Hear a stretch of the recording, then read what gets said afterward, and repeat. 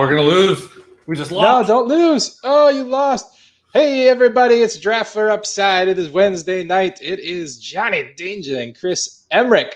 Going just the two of us. We were just watching Chris attempt to win some League of Legends, but then he lost. So well, it's not over yet, but I think it's probably over. It could be over. Is this like, is this just trying to get you through the world's coming to an end or what? This is what I do to just kind of just relax sometimes, kill some time, because this is going to be ARAM, so it's just basically a big champion fight as opposed to like the actual game. But yeah, we just lost. So Oh, I'm sorry, buddy. It's okay. I'm sorry. All right, it's all right. It's okay. It's all good. Well, anyways, Mark can't be with us tonight. Adam's out with like a girl, so he says. Good for him. So Lou apparently is big dogging us tonight. I don't know. So just you and me. We can handle it though, can't we? Yeah, man. I'm ready to go. I'm ready to do this. I dig it. Look, hey, just for you and me. Look at that. Oh, nice. It's a real beer. Can you believe it? I'm. When was the last time I opened a real beer on the show? I don't know. It's been some time. This is My Kiss that I got from Black Rocks Brewery in Marquette. Like 3 days before I got there, it was canned, and it is a beautifully juicy, wonderful, like almost like strawberry watermelon IPA. It's super good. Nice. You ever been up to Black Rocks in Marquette? No, I haven't been up in the UP, and geez, I don't even know. It's been a long time. You want to come to Mancation next September? We're going to UP. I don't want. I can't make that kind of commitment this far out. Sure, you can. It's fine. We found this place on Lake Michigan in the Hiawatha National Forest. There's a country club golf course and a skeet shooting shotgun range, like right next to each other. And like a quarter mile down the road is this like rustic cabin right on Lake Michigan. We're gonna go disappear for a few days, and then after doing that for a few days, we're gonna go up to Marquette and we're going to do the UP Fall Beer Fest, Michigan Brewers Guild, represent the Witch's Hat Brewing Company. And I think that you should come, and we should get Tony away from his wife and children and take him too.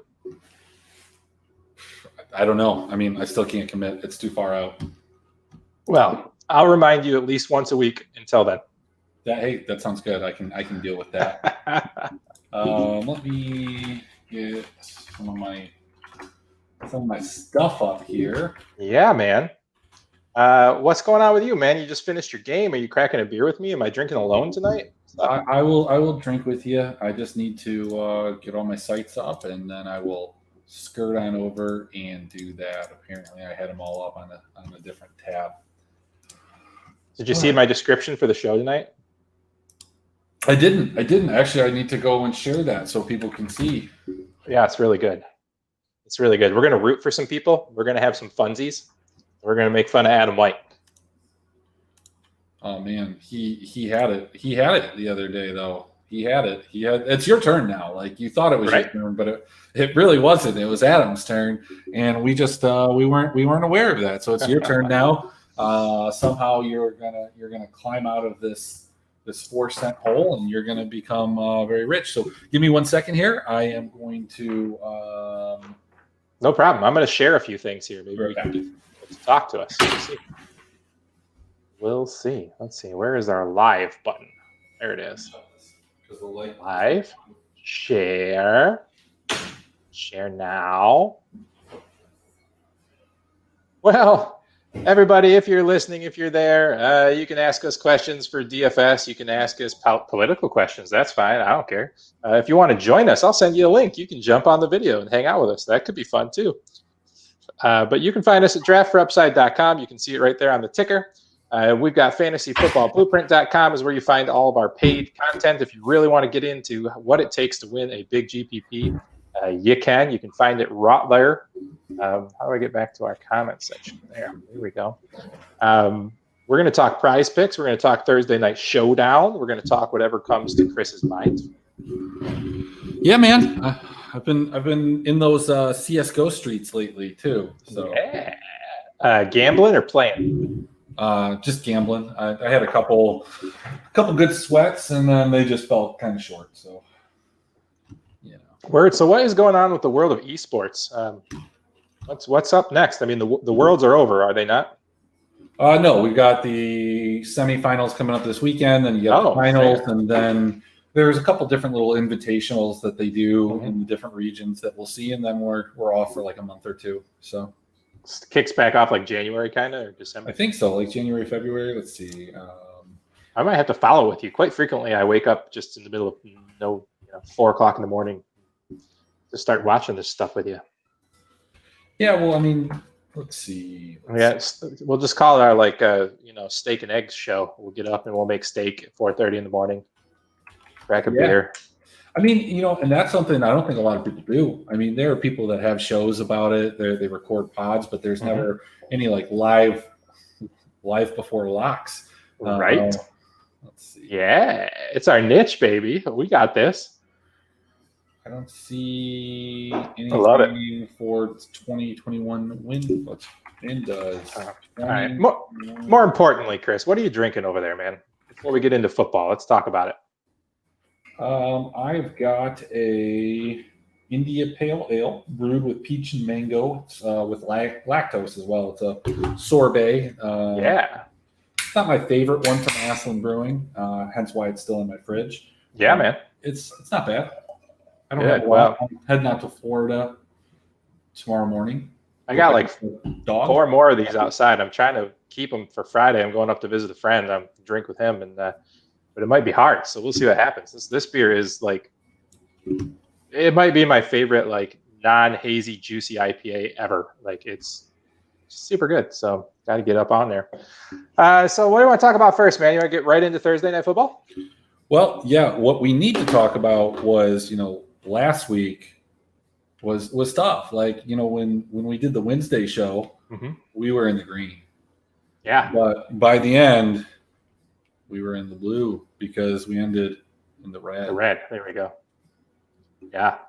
But no, it was all good, man. I actually would have won the week in our DFS league if I would not have taken Henry and put Madison in at last minute. It was a 29-point swing, and that would have put me right at the top. So, oh well, it happens. We thought we had a good play. We listed all the reasons. We played it for the right reasons, and it just didn't work out. That just happens sometimes.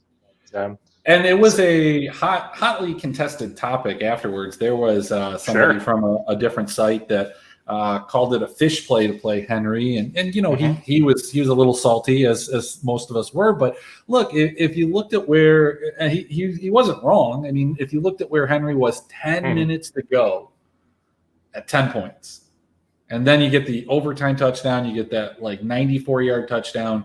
I mean, but that's how it goes, and that's what you need. Adam had a really, really nice lineup with a lot of the correlations that we wanted, and we're going to take a look at that and, hopefully pick out the right game to, this week. Yeah, man. So super excited for this NFC East game Thursday night, right? I mean, I think an NFC East team is going to make the playoffs at like 5-11. They talk about it on sports radio here at about 6-10. I'm in the football teams market, and I mean, they're a little delusional, but not totally delusional. I think they understand that they're bad. It's just, God, it's tough to. I mean, I guess you're in the Detroit market, so you know what I'm talking about. Sure, man. Yeah, I'm a Lions hater though, so I know that. No worries. Yeah, man, it's weird. I guess the bright spot is we can see if Fulgham can put together another game. I mean, he's going to have some more competition. Djax looks like he's going to be back. Goddard's going to be back, but Ertz is out. Miles Sanders is out. How are you feeling about this Fulgham guy? I feel like he's super talented, but there's also a lot of people that could be involved in that game, especially if Alshon Jeffrey comes back and Ertz comes back and Goddard, and there's just a lot of mouths to feed there. I like him. He's got talent for sure, but I feel like maybe the last 2 weeks is the best 2 weeks he's going to have this year. Yeah, I don't think he's a super talented guy. I think there's a reason that he's bounced around, but he's made the most of his most of his opportunity here, and we don't know if Goddard's going to be back, and we don't know if D Jackson can come back and stay healthy. So he's certainly viable, and he's somebody that you're going to look to at least for another week. I think tomorrow the big play is going to be Boston Scott. I think he's going to be super high owned despite disappointing early in the season. I think you have to. I think Goddard's the guy that you have to go to if he's playing, but I don't think he is. Or I don't know if he is. I don't have an opinion one way or the other. I'm not sure. I haven't seen it yet. I don't think we'll see it until pretty close to it. But, I think I'm going to step back a little bit from showdowns here. Have not done very well on them, despite a couple different plans. I have a few more strategies, but tomorrow I will have probably just got to Florida a few hours before. So, I might have a lineup or two, or I might go into higher entry contrast or higher entry, not higher entry, higher. You know what I'm talking about? Higher limit. Jesus, higher limit. There you go. Well, I mean, Scott's certainly not at a discount for this showdown. He's at $8,400 as a flex play. So, he's priced right because obviously that happened during the game. I don't know. Fulgrim's at 88. Slayton's at 92. I mean, I don't even know if I want to play this game, to be honest. I mean, we're gonna, because we're degenerates. But I think you have some pretty decent value in Greg Ward, Devonta Freeman, Jake Elliott, Graham Gano are going to both be guys that you might want to look at it here, because you two offenses that are going to have difficulty scoring or shown that they have, at least on the Giants side, especially if Slayton doesn't play. It looks like he's, it's not listed as questionable or anything like that, but he did, twist an ankle. The other guy to look at is going to be Jason Kroon. If Goddard's not playing, then I think Richard Rodgers is going to be the main tight end, and then Kroon would be the backup at $200. You can't go wrong. And also, but the Eagles love to play both of their tight ends constantly, so you definitely can't rule out the other tight end. Yeah, well, and I mean, you got Wayne Gallman too at 800, playing 8 to 10 snaps. So. Yeah, there's a few options down there. Let's see. I'm trying to figure out how to use the StreamYard, so I apologize. It's smooth as always. But there's another option, Chris. If you're not a fan of showdowns or fed up with them, or just want to get in on some action before the Sunday night live main sleep. So let's talk about Prize Picks, man. Something I've been writing about, something we've been playing. PrizePicks.com. Use our promo code Blueprint for 100% deposit bonus, which is pretty awesome. It's an interesting game. So it's a little bit like a monkey knife fight, where you're kind of looking at props. They're projected values for their fantasy scoring. It's basically PPR scoring, standard Yahoo PPR scoring. 10 yards gets you a point per reception, 6-point touchdowns, the regular jazz. But basically, they put up a projection of the players. You pick 2 players, 3 players, or 4 players, and you pick whether you think that people are going to go over and under. It's pretty simple. Check it out, prizepicks.com. Use our promo code Blueprint for a 100% bonus deposit match, which is pretty slick. You can take that immediately and put it down on a single bet. It doesn't get dripped out to you like they do on FanDuel and DraftKings. Pennies a bet. It's awful. Hate that. So anyways, let's get into that a little bit, because I think that actually makes more of an interesting game for this particular game than the NFL showdowns, if you ask me, on DraftKings. So we'll start right at the top here, man. Daniel Jones' projection at the time of my article was 16 points. That translates to 225 yards of passing touchdown, 50 yards rushing, and accounts for an interception. Where are you falling on that? What was the number again? 16. So you get a point per 25 yards passing. You get a point per 10 yards rushing. 4 points passing touchdown. I'm going to go over on Daniel Jones. You're going to go over. I'm probably going to go under. This is the week he probably burns me, because I'm like, screw this guy, after I recommended him 5 weeks in a row on the Tipsy Picks, right? The first drive or two on Sunday, I thought, whoa, this was the Daniel Jones week, and then it ended up not being the Daniel Jones week. So, Yeah, man, I don't know. Divisional matchup, Thursday night, short rest. I'm going to go under.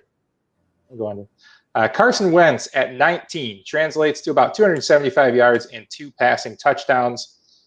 I'm actually had wrote in the under, but now that I'm looking through the injuries and what's going on with the team, I don't know that they're going to have much of a running game. Boston Scott's all right, but so I'm kind of on the fence here. I originally said under. What do you think here? I think he's going to go under 2. I mean, if you look at the way that he's been playing and scoring the points and accumulating them, it's because Philadelphia has been falling behind and he's been asked to rally them back. And I just don't necessarily see them falling behind the same way in this game. I think even in their current state, they're still slightly better than the Giants. And so I think this game is going to closer resemble the Giants football team matchup from this past week. And thus I think Carson Wentz just stays under around 15-16. Yeah, I'll read what I wrote in the write-up here. If you go to fantasyfootballblueprint.com/prize picks, you can check out my articles on the prize pick betting. I wrote 275 yards, 2 touchdowns is the projection, basically. I said this is above his average. Not only that, he hasn't thrown for 275 yards yet this year and has only thrown for even 250 twice. New York seems bad in public perception, and they are, but they actually are only averaging giving up 235 yards a game through the air, and only 2 have gone over 275 against them. I think this Eagles team is bad, and I'm under here. Okay. Yeah, so moving on. Devontae Freeman, only 12 points, 50 yards and a touchdown with 1 catch for 10 yards gets him there. I mean, that's a really low total for a guy that's being mostly used as a feature back. How many points? 12. 12? 50 yards, a touchdown, and 1 catch for 10 yards. That's 12 points. Yeah, I mean, a lot of the injuries, though, for the Eagles are going to be on the offensive side of the ball. If you look at how Freeman's been used thus far, he only has one of those games. He's going to need to get a touchdown, I think, to be able to go over. So that's kind of maybe you do a Devontae Freeman, and if you can wager on player props in the state that you're in.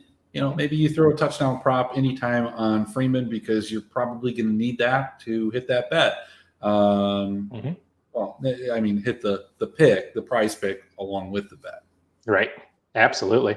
Yeah, that's kind of fun with this too, is that, it is a fantasy game. So no need to worry about sports books for this kind of thing. But yeah, man, I said that in my write-up, I said that 12 points is kind of right on. Just the Philadelphia defense is decent.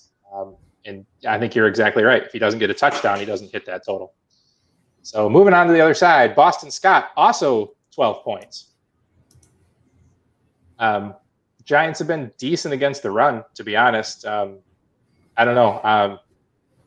I just don't know if they're going to feature Boston Scott. Their offensive line hasn't been good. Their injuries are bad on that front. I just don't see much of a running game coming out of these guys. So I'm kind of under on the 12 points for Boston Scott.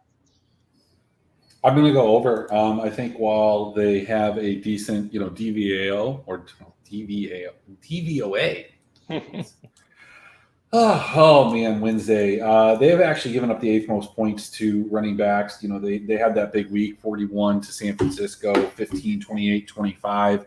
If you assume that Corey Clement gets some of those points and they're not all going to Boston Scott, I think that you kind of, I feel good about it. Now, the more that I look at it, they gave up 26 to the Bears and 19 to the Steelers, who, by all accounts, had a really, really bad running game that day. I'm an over. All right. I like a little disagreement. That's standard policy for you and I anyways. Absolutely. Darius Slayton, 12.5. Translates to 6 catches for 65 yards. This is kind of more than he's been averaging on a regular basis. He's certainly capable of those games, but I think 12.5 kind of predicates he's going to get a touchdown. What do you think his chances of touchdown are? I'm going to get off of him here. I mean, that is his median projection, but I'm not interested in it. I'd go under. Yeah, I wrote that I wasn't really putting this in my favorite picks, but if I was forced to choose, I would say under. Travis Fulgham, we just talked about him. 13 points, 6 catches, 65 yards again. 6 catches, 70 yards, I guess. Is he going to get the same amount of action? Does Djax coming back pull just a couple of targets away from him? I'm going to say over. Yeah, you like the over there, huh? Mm-hmm. Touchdown, 3 straight games. I mean, he's just has that rapport. He has the guy. He's the guy that Wentz trusts in this offense currently. So yeah, you have to go to him. We have a comment. We have a comment on Facebook. Rusty Schulten wants to know if that's a Kirkland tee. Of course it is. Ain't no Under Armour in that household. No, all the white tees are either Kirkland, but they have a little bit longer arms. So if I'm wearing a true undershirt with like a shorter polo, then it's going to be Hanes. Yeah, we'll see how the winter swole gets on you. We'll see if you need to show those guns off a little more. We'll see. Yeah, we'll see. How about Evan Engram? 9 points, which is 4 catches, 50 yards. Man, he has disappointed me the few times I've played him in DFS. But I kind of feel like I got to go with him again. I'm going to go over. I'm just going to keep playing him until it happens. Sure, I'll ride with you. I like it. All right, Richard Rodgers, 7 points, 4 catches, 30 yards. I'm going to go under. Yeah, I'm under as well. Golden Tate, 9 points, 5 catches, 40 yards. I think the big thing, too, is if you can get Richard Rodgers in the under right now, I mean, it's not like baseball where they're predicating that he must be the starter, right? They're just, right. It's there now, and if Goder plays, then, that under is probably pretty strong, right? Yeah, let me see if it's moved. Let me go to the live scores and see if it's moved. No, it hasn't. Still 7. So, Golden Tate, 9 points, 5 catches, 40 yards. I think this depends on if Shepard is back. Does Shepard look like he's coming back? Nah, man. I think this is a total under. Golden Tate is washed. Yeah. It's sad to say because I drafted him in the last spots. I felt his ADP was way too low, but I was wrong. It was way too high. Should not have been drafted at all. Yeah, I put this as a pretty strong under on the article. Greg Ward, 9.5 points, 4 catches, 55 yards. Is Ward the big loser if Jax and Alshon Jeffrey are back? Yeah, I'm going to say under. I'm going to say under no matter what. Yeah, I mean Jax is probably coming back. I don't think Alshon Jeffrey's coming back this week. No. I think Goddard will play, if you ask me. So yeah, I think Greg Ward's the loser in this Fulgham upbringing here. So 9.5 points. I am with you on the under. Well, that was it, guys. That's all you got to do. Is there's some IDP guys in there if you're into defensive players and projecting tackles. The kickers are in there. I actually like the over on the Philadelphia kicker personally at 8 points. But that's all you got to do. You can pick 2 of those guys, 3 of those guys, 3 of those guys, 4 of those guys. The more you parlay, the better payout on your entry, of course. And they also have the flex play. So whether you're paying the 2, the 3, or the 4, you can do the flex play and sacrifice the top end prize for a little insurance. You can still get one wrong and still get paid out. That's pretty neat. All right. Go back to the banners. Let's turn that one off. Yeah, I'm figuring this stuff out. We don't need Mark anymore. I got all this under control. You got it. That's right. I'm figuring this out. All right. Any more you want to talk about Thursday night, or should we move on to the main slate? Yeah, I'm ready to move on to the main slate. Let's do it. Well, let's do it. Hey, you got those top 5 bets handy up there on your screen? Did you pull those up by chance? I don't know. Yeah, hang on. I'm just curious. And Lou's been doing well this year. He's at like 74% accurate on his 5 bets throughout the NFL season. That's been pretty impressive. Yeah, but Mr. Reginald was the big winner last week as a 4-1. A lot of us went 3-2, and Adam went 2-3. But Adam had the right game stack, so yeah. I mean, Adam's off his game with the picks. I mean, Adam took 3rd place in a multiple thousand people pick 7 every week game last year, and just tore it up. Won $4 or $5 grand, and he's just sucked this year. I think his mind's in the gutter, man. He's just not in the game right now. Yeah, to be fair, too, all the bets that I lodged on the Wednesday show last week, they all hit. I didn't put them in there, but I think I took Cincinnati +8. I took the Detroit-Jacksonville under. I parlayed them together. what was a really disastrous week on all accords for me was a little bit better after some of those bets settled. And I was like, hey, I forgot about these. This is good. I like it. All right. Well, you can follow along with our 5 best bets, I believe. Are they under the paywall? Or are they open to the public? I can't remember. I'm not sure, but I will tell you right now, if they're behind the paywall, Lou right now has Chicago +6, San Francisco +3, Buffalo, New York under 46, Kansas City -9, and Pittsburgh, Tennessee over 52. That's a freebie from me to you. Now, keep in mind, those may change. So yes, they may change indeed. But Lou's been, was it 74% on the year? He is currently setting at 76%. Johnny Danger's at 63. Hey, I think around 52. Reginald's at 58, and Double M is at 47 points. Not so good, Measured Mac. Nope. It's okay. His golf swing's better than his bet swings. Yep, and he had he had some glorious chest hair on the show 2 weeks ago.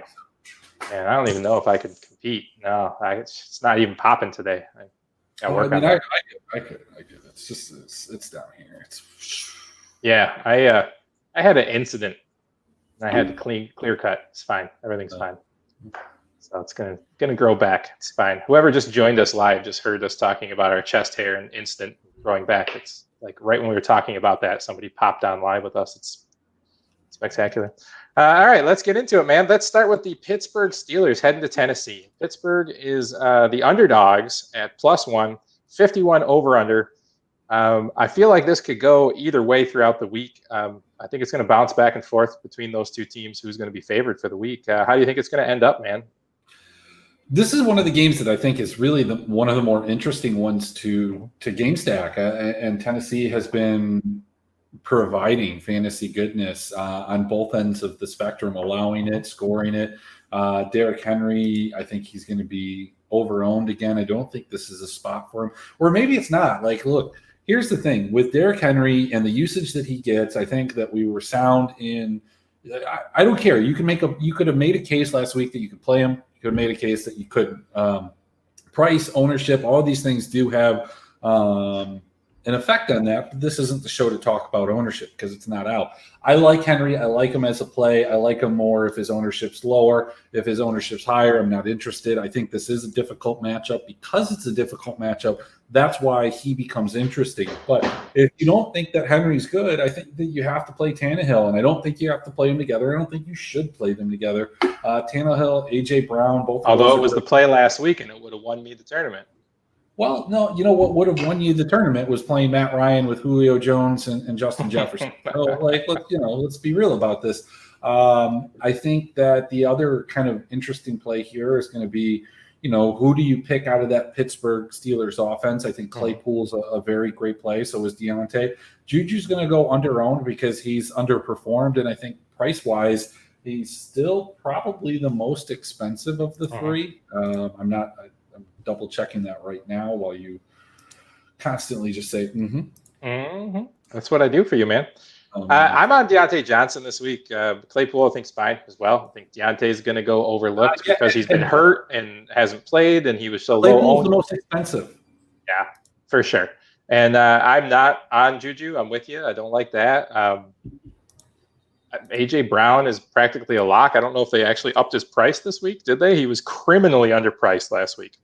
No, they've got him up at 6,300. So, which is better, yeah.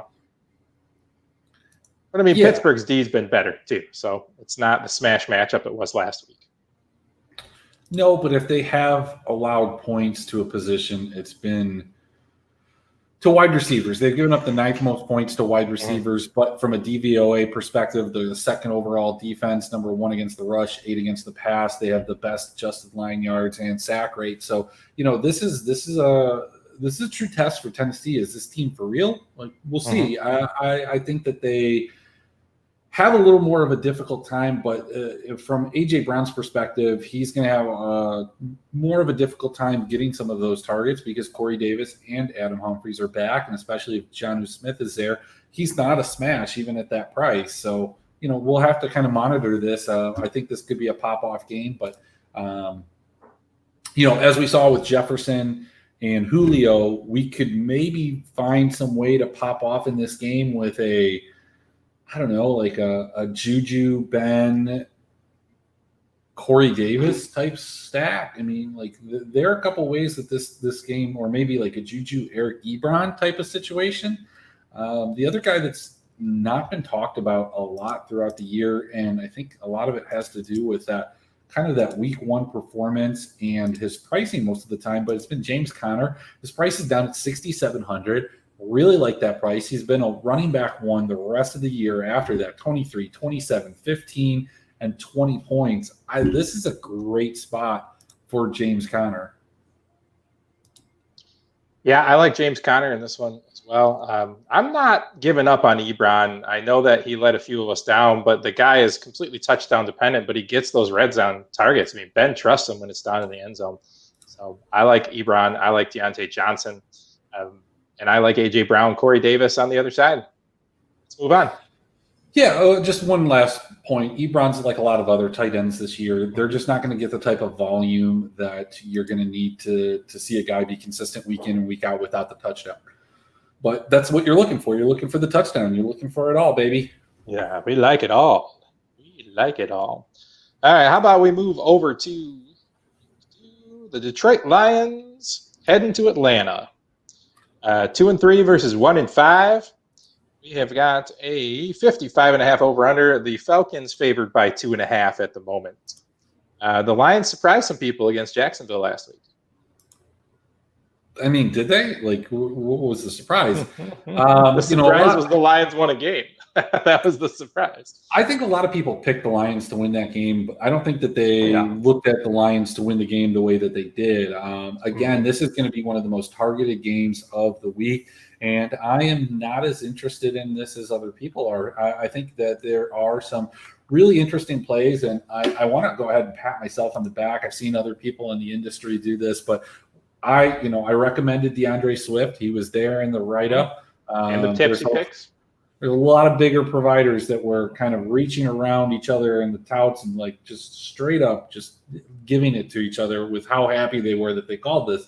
But then you have to start thinking about, if I called it, if this guy called it, if this guy called it, was it really that sneaky? I don't think it was. I think the floor was there. The expectation was he was going to get you 12 points, and then we got a ceiling game out of him. And that's just how I like to operate. I like the safe floors with the options of jumping the ceiling. So, sure. Hey, I think this is another one of those situations where, where do you want to go in this game, though, if you're going to game stack it? I don't think Swift is the play. I think at 5,400, not really where I want him to be, because he didn't see an increase in workload. He just capitalized on it.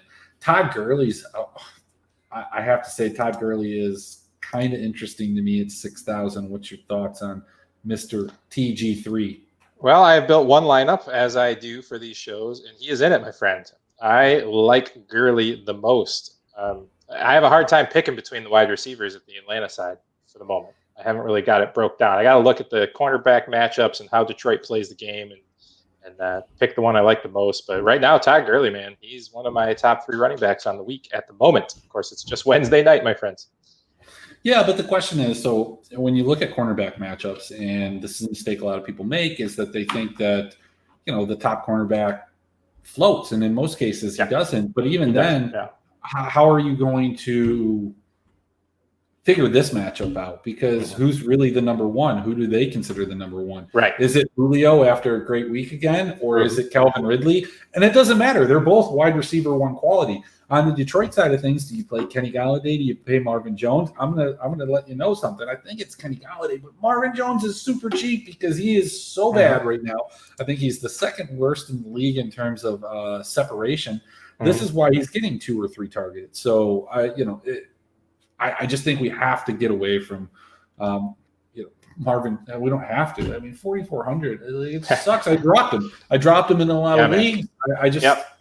I don't know. I haven't played him at all in seasonal. I've played him almost every week in DFS because, frankly, this team tries to throw the ball 45 times a game, and he's capable of these big games. He just hasn't had one yet, and he just keeps getting cheaper and cheaper. So, I mean, we got to just kind of throw him in there, right? I mean, he sees all the snaps. He's Damiere Byrd for us, right? But actually maybe in a better offense. So, yeah, I like Kenny Galladay. I like Todd Gurley a lot. I'm going to try to figure out which either Ridley or Julio I like, but I like both of them too. There's a lot to like about this game. I think everybody's going to be on this game. So will I game stack this game with one or two lineups? Not me. I mean, but I'll definitely put a player in. Yeah, I think the other place that a lot of people are going to be looking is TJ Hawkinson, and I'm not sure that I want to go there. I understand that Atlanta has had some troubles guarding tight ends. Jimmy Graham had 2 touchdowns. Greg Olsen and Dalton Schultz in back-to-back weeks to open up the season. Both had touchdowns, and of course, we all remember when Robert Tonyan scored 3 touchdowns against them. So there are some issues in terms of what they have in terms of covering those, but. I mean, is Hawkinson the guy that you want to go to? I think his price is 5,000, third highest guy. That's the problem. I don't think he justifies that price. I'm not sure why he's been priced like that all year too. He just, again, he's a guy that's not getting the volume. A couple of the weeks he has been able to hit that value, but the reason that he's been able to hit it is because he has scored a touchdown a couple of those times. So, I probably do like him a little bit more than Ebron, but yeah, not crazy about him. I mean, when you can look down at 4,500 and get Hunter Henry, it's just hard for me to pay the 5,000 for Hawkinson. True. I think Henry's we'll talk about that game. I know you're excited for that game. I'm going to save it for last. Oh, baby. All right. Oh, baby. I mean, is this an easy over for you at 55 points? No, I don't think so. I think we saw both so sometimes you overreact to the early season lows and the team kind of turns a corner. I think one of the best examples of that is the New England Patriots. I think it was circa 2014 or 15. I think it was 15. They got just embarrassed on national TV. I think it was, no, they got embarrassed. They lost to the Chiefs. This was, I think, an Alex Smith Chiefs team. And they went on a run after that. That was when everybody said Tom Brady was done. It was over. This was it. The team's, it's done. But that didn't end up being the case. So I think that both of these defenses performed much better last week. And maybe this is a defensive battle. I like to go against the public in most cases. And when we're talking about this game, it's going to be crazy high owned. I could look at ownership right now and see where they're at. Let me take a quick. But it's under right now. We are under. More people. The public is on the under as opposed to the over. It's really interesting. We'll have to monitor that. We will monitor that. Let me sign back into my projections. I don't even know if they're out yet. They are not. Sometimes they're out by the showtime, but they are currently not available. At least my projections that I look at. Let's move on then. How about the Cleveland Browns staying in state, heading to Cincinnati? 51 over under. The Cleveland Browns favored by 3. Dude, you want to believe that the Cleveland Browns defense is in my first build? I believe it. I think that's wrong, but I know you're going to think it's wrong, but yeah, I don't know. Defenses are tough. They're really pricing defenses aggressively this year. It's been hard to find actual good value. That's not just glaringly obvious. Like right. Last week, everybody was on the Dolphins, or they should have been. Sure. And, yeah. I mean, that was it. That there's no value. Week 1, everybody was on the the football team. Look, I don't know. If you find one of those teams that's mispriced, it's just one of them. And that's right. I don't know. I like this game. This is a shootout game for me. I love T. Higgins. I love him. Yeah, you do. You love T. Higgins. T. Higgins and ODB, man. I mean, let's have a shootout. Let's do it. Yeah, I don't. ODB's not even the where I'd look. This guy can't get a 100-yard game in Cleveland to save his life. I think. Did they switch quarterbacks during that game? Yeah, bench Baker. Yeah, well, no, I wasn't sure if it was because of injury or not, but Cleveland should be able to do some things against the Cincinnati defense. But I think the Cincinnati offense is pretty good. I mean, AJ Green had a game finally. Yep. AJ Green had a game. Mixon's been looking fine. He had a spectacular game a couple weeks ago. Yeah, your I mean, challenge, the Kareem challenge Hunt is going to be nice. I think that might be the place that you go on Cleveland. The problem is they just spread this ball around so much. You've got, for example, last week, ODB had 14%, 18 for Landry, 7 for Higgins. DPJ had some target share, and then Austin Hooper had a 21. 22. So yeah, maybe Hooper's the place that you go here, but he's not getting the targets, downfield that are going to necessitate him becoming a fantasy relevant tight end. They have been increasing, but he needs a touchdown, just like all these other guys. On the other side of things, Cleveland is going to give up a ton of points to wide receivers. It's happened week in and week out. T. Higgins, AJ Green, Tyler Boyd, all three of these guys are super, super viable in this. T. Higgins being my absolute favorite. T. Higgins and his price in comparison to those other guys, still not the top price guy. Tyler Boyd is. I think that's just not correct right now. I don't know if I can still get on your T. Higgins love, man. No, I can. I'm just kidding. You proved me wrong. Totally fine. I'm with you. I'm a big fan of Kareem Hunt in this game. Maybe a little Landry. I can't get behind the tight ends yet. I don't like either of them. We've been particularly slow. Can we just move on? Yeah, open to this. I gotta fix the connection. My other screen keeps blinking, and it's just driving me crazy. I like it. Ooh, I'm gonna play with settings while Chris is going. He's watching anyways, right? What does this do? Oh, powered by SteamYard. I like that. Draft for upside. That's cool. Overlay. What's this? Ooh, that's neat. How do I change that?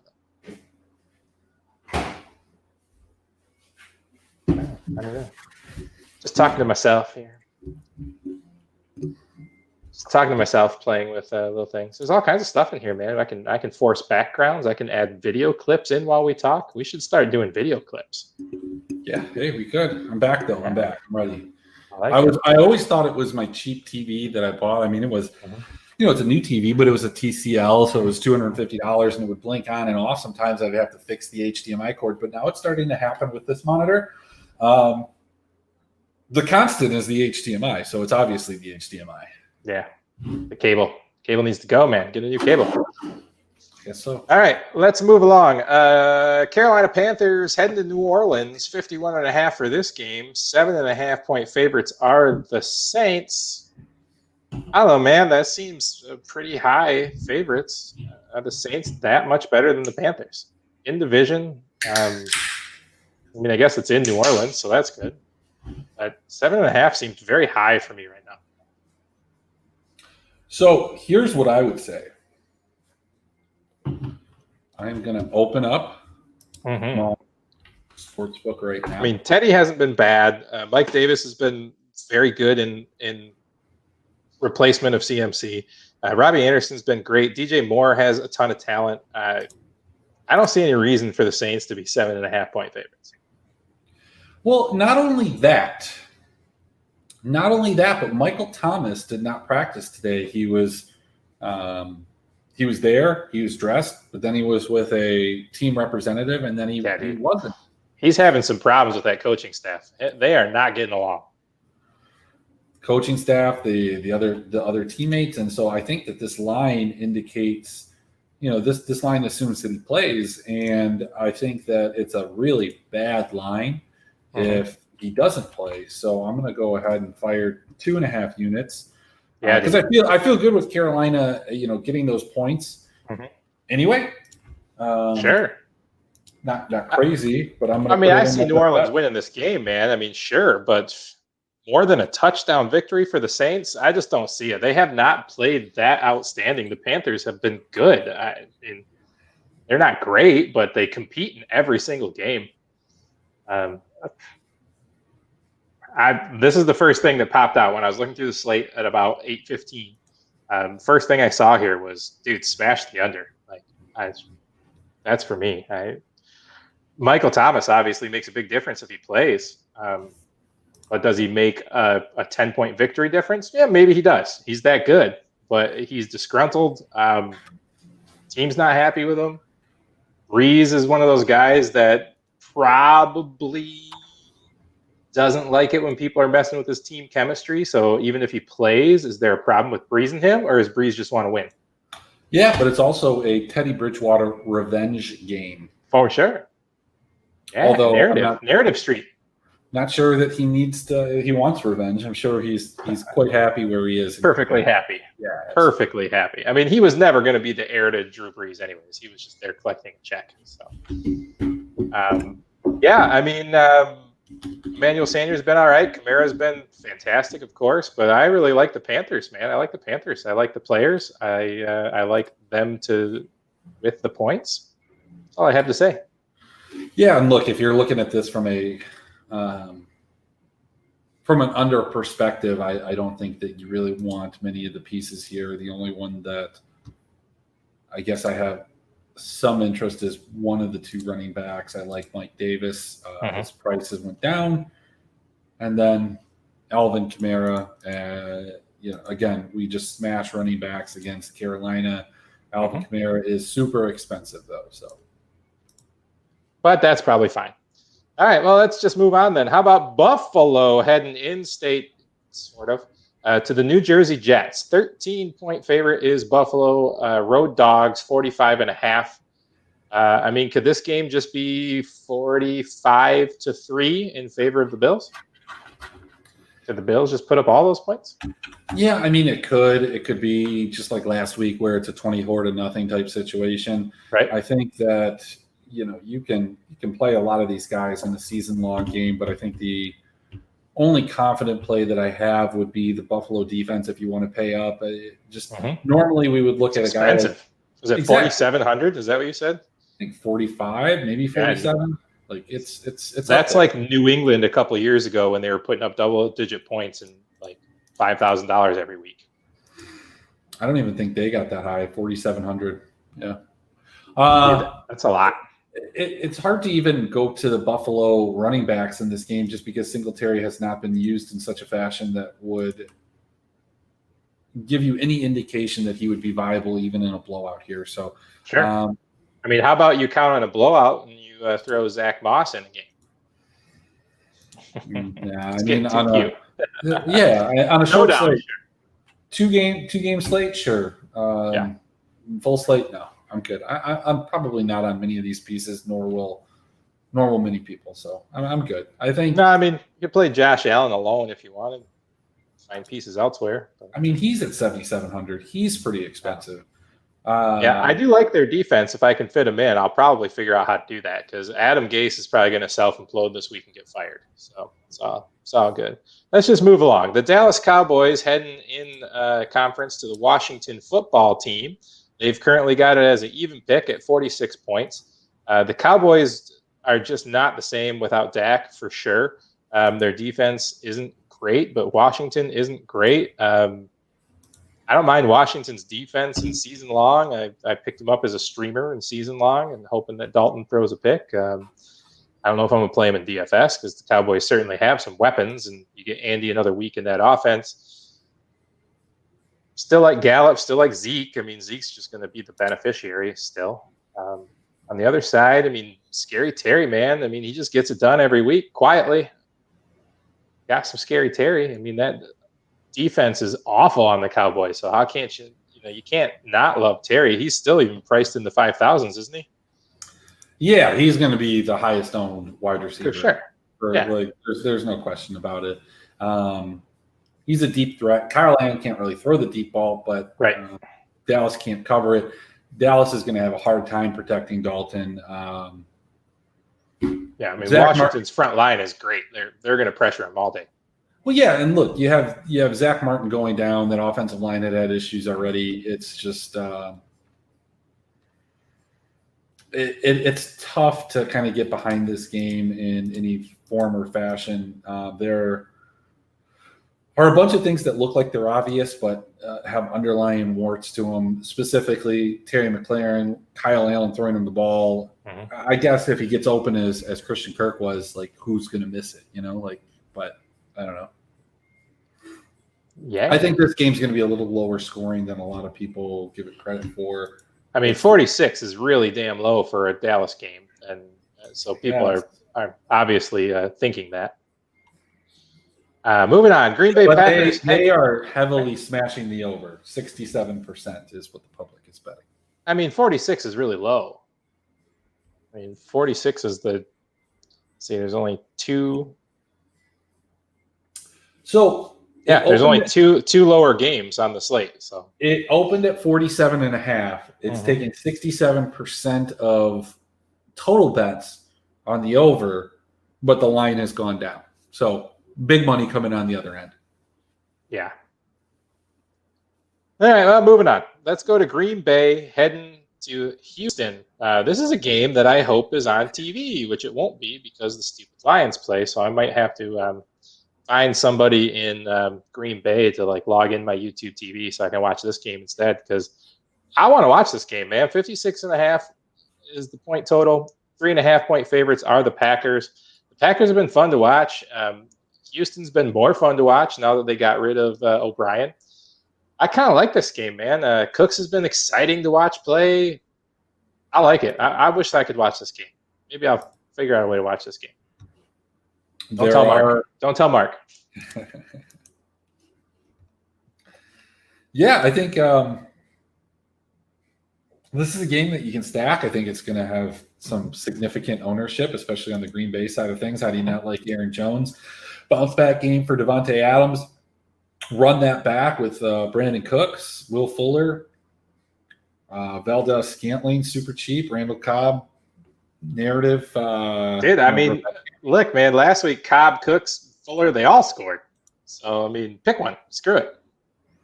Yeah, I mean, is this his first game against Green Bay since leaving? I don't know. I don't really think it matters too much, but yeah, I think it is. Yeah, I kind of like the Houston side because I think the public's on the Green Bay side. I like the Houston side a lot.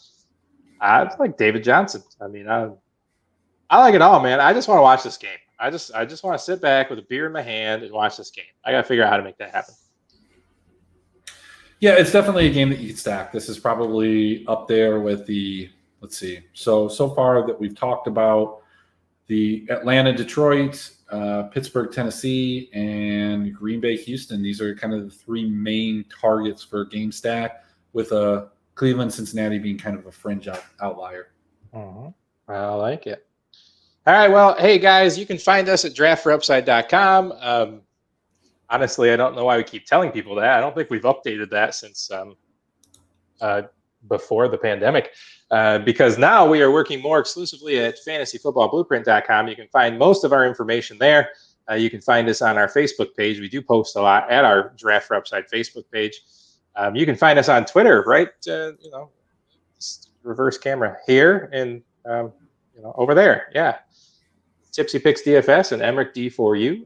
Definitely, if you are a subscriber to fantasyfootballblueprint.com, you are welcome to private DM us anytime. We will help you with your teams, your builds, whatever you need. We're there for you. Yeah, man, we've been having fun. Reginald's been enjoyable to work with, and Lou Landers is putting out some awesome baseball stuff, although the series is working. I don't know. You've been watching baseball, Chris? Yeah, I had a big money on the Rays yesterday. Then they went down, and I hit it again, and then they went down more, or they came back. It's like, man, I'm sitting good, and then it didn't. No, it was bad. But so the narrative with that is, man, is they have been like transformative in how they handle their pitchers and how they don't care if people are on like a no-hitter tear or having the game of their life when their data says switch pitcher. But for some reason, they left their dude in like 3, 4 batters, 5 batters too long yesterday for no apparent reason. I didn't watch the game, but I saw a ton of bitching online about, what the hell? They've been pulling pitchers after like 4 innings and that are got 9 strikeouts and haven't even let a guy on base and pull them, but yet they let this guy go last night. I don't know. World Series jitters? Too afraid to burn arms in the first game? I don't know. Weird. Well, Blake Snell's throwing a great game. Yeah, right now. Haven't been watching. So, but anyways, Lou's been great for baseball. Lou's been great on baseball picks. We've been having a fun year, haven't we? So join us, fantasyfootballblueprint.com. That will change in the offseason, hopefully, to fantasysportsblueprint.com, so we can incorporate all the other things that we're doing, including esports, golf, you name it. We're dipping our toes into it. Shall we get into the afternoon games, my friend? Finally, somebody's listening to us. It's one of those weeks that there's 4 o'clock games, which is awesome. I wish they'd move some things around. I wish they'd continue to do the 2 primetime games. That's been fun. But we got 4 o'clock games. Shall we start? Seattle heading to Arizona for another in-conference game. 56 points over under the Seahawks, 3.5-point favorites. The Cardinals finally showed some life last week. Do they keep it rolling against Seattle? Well, we're gonna have to add another game to the game stack games. This is gonna be one of them. And I don't know how you get away from this game. You can't. I mean, it's super juicy. I love Kyler Murray. At first glance, is my favorite quarterback. This price, this matchup. DeAndre? Yeah, of course. Him, Kirk, Drake. Yeah. Drake had his game. Maybe he's on a streak. Run it back with Metcalf. Run it back with Lockett. I guess you could even run it back with Carson if you wanted. But I like Carson part of this game, to be honest. And I'm on Lockett this week, and not only is it a price savings, I just like it. I think a lot of attention is going to be on DK, as it has been. There's been a lot in the press about him and Russell. Excuse me.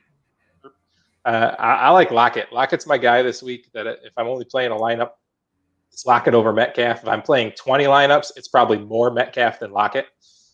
If that makes sense.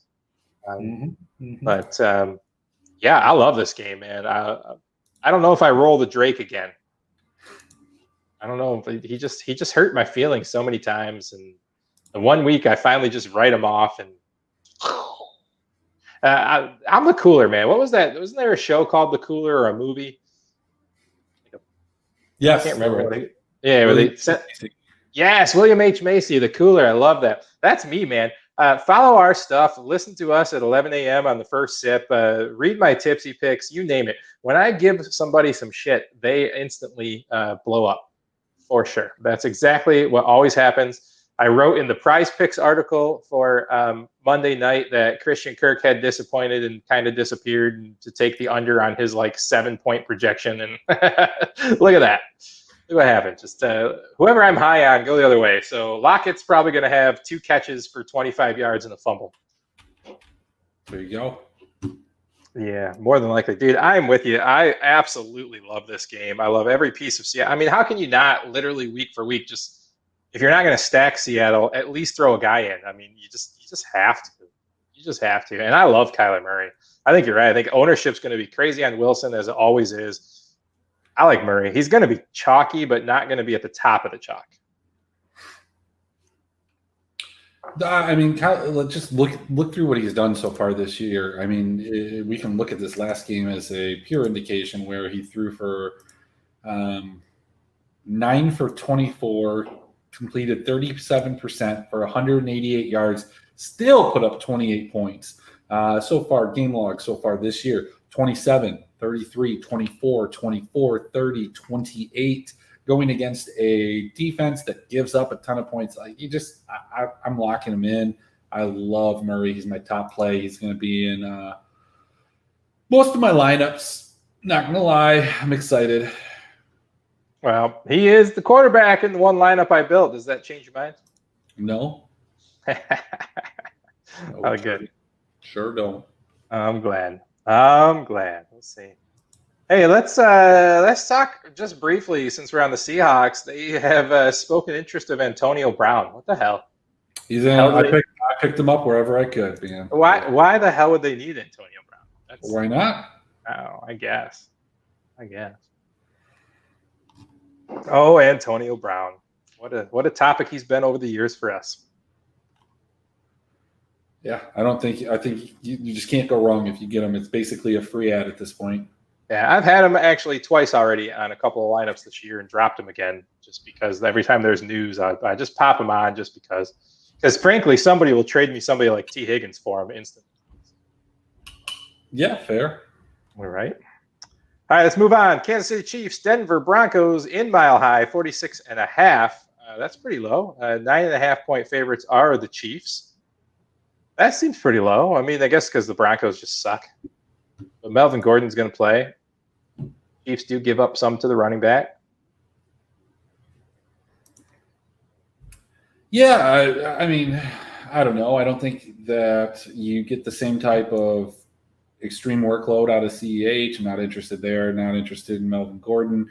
Le'Veon Bell doesn't really interest me. I think this is a kind of a Tyreek Hill type of week, or you can play Mahomes with Kelsey or Hill, just a single stack. This is just not a game where you're game stacking it both sides.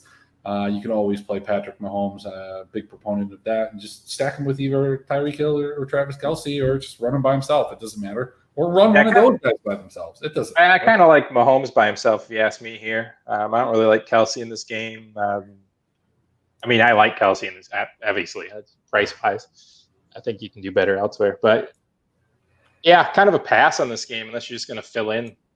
If you got a bunch of money left over and want to pop Hill in, or your quarterbacks just don't look good and you just want to trust the floor of Mahomes, totally down with that. What about the KC defense here? They're expensive. Nah, not interested. Yeah, they're expensive. Moving on, a game that I actually also hope is on TV, Jacksonville Jaguars versus the LA Chargers. 8-point favorites are the Chargers at 49 over-under. My boy Minshew, he's my man. If I can watch him on TV, I'm just in love. I just got to do it. But this is the game we've been waiting to talk about, man. I mean, it's not the last game that we have. You lied. Oh, shoot. You know why? Because this happens to me every week, dude, because I have the 49ers saved on my app as my favorite team, so it just moves them to the top. So I'm sorry. Let's go back. 49ers going to New England. The Jimmy Grapes revenge game. 44-point over-under. 2-point favorites are the Patriots, which basically for a home team is like, even. 49ers are getting a little healthier. Debo's back. Ayuk is rawly talented. Kittle is an absolute freak. They're missing Mostert, but it really doesn't matter who's carrying the ball for the 49ers. The Patriots have just kind of been lackluster on offense for the most part. The 49ers defense is fine. So I can make a case for McKinnon. I can make a case for Debo Samuel. Kittle's my dude in that first lineup just because I just love him. I just love him. I don't know if New England can stop him, but it does concern me that Belichick dumped a bunch of praise on him last week. Probably now he's going to make it his life's mission to make him look like an amateur this week. Yeah, I'm good. I don't want anything in this game. Not Bird, not Cam, no one. Yeah, Bird's almost $4,000 this week. Almost. Hard pass. I like the Patriots, or not the Patriots. I like the 49ers +2. That's where I'm at so far. I think the 49ers win this game. Sure. All right, now let's do it. Jacksonville Chargers, man. I mean, the sexiest quarterback alive, friend of the pod. Gardner Minshew the second. Maybe we should try to get Gardner Minshew the first on the show. You think he'd come on the show? He might. Let me send him a bunch of pictures of us dressed like Minshew. Maybe we could do it again. We both have the facial hair we could trim down right now. We could make it work. Let's see if we can get Gardner Minshew the first on the show next week. I'm down. Let's do it. I'm going to try to do that. Maybe he's on Cameo. Maybe we can just pay him to show up. Would be good. That'd be sexy. I'd love it. You were talking, I don't know if you were drunk Monday night, but you were like, get ready for this game. Who is it you like so much in this game, Chris? Keenan Allen. Keenan Allen. That's what you were saying. I just mind blanked on Keenan Allen. You were just like, you were in our chat. It was like Monday night or last night. I don't know when it was. And you were like, "Ooh, baby, get ready for Keenan Allen week." Yeah, it's Keenan Allen, it's Hunter Henry, it's Justin Herbert, all of these guys. Minshew's going to come on the other side and produce a QB 11 week because he has every single week he's been the QB 11. I like it. So you've got a guy that you could run it back with. You could run it back with Cole. You could run it back with Chark. You could run it back with Robinson. This is going to be the flop lag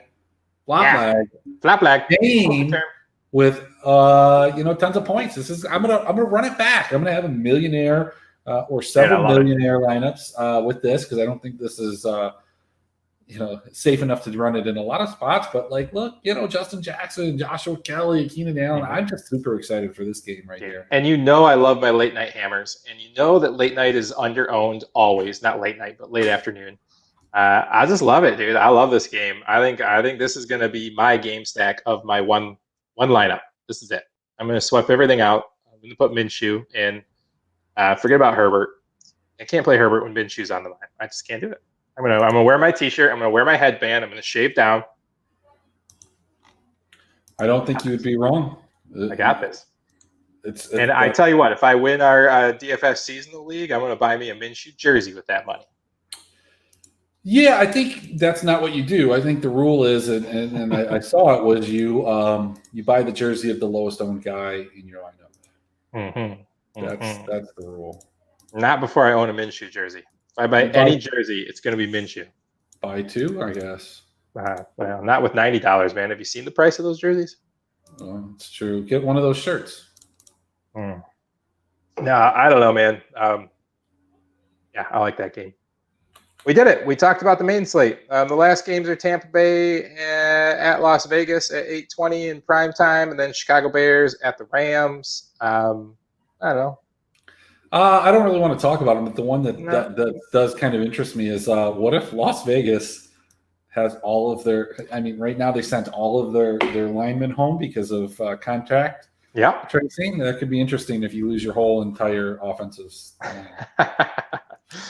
Yeah, dude, that's a Ronald Jones day, right? And I don't know.